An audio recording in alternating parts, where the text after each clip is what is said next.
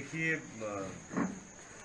यहाँ हम आए हैं और इस पे हम क्या कहेंगे, मेरे पास कोई शब्द नहीं है कि मैं बोलूँ कि मैं क्या कहूँ, क्या बोलूँ, कोई शब्द नहीं है, मैं नहीं शब्द।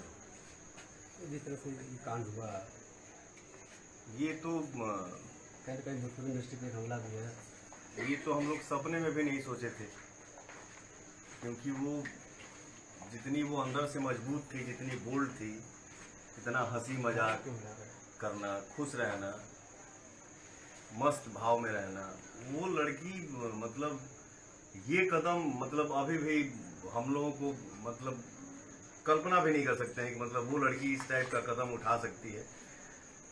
बट क्या कहेंगे, सरकार से क्या मांग करेंगे आप? देखिए, हम लोग बोलते हैं भोजपुरी इंडस्ट्री एक परिवार है, तो हमारे परिवार की एक सदस्य हमारे बीच आज नहीं है, तो सरकार से हम यही कहेंगे, गुहार करेंगे कि उस लड़की के साथ न्याय हो और इस परिवार के साथ न्याय हो। आपके साथ फिल्म बनाने की सजा तो नहीं मिली उसे?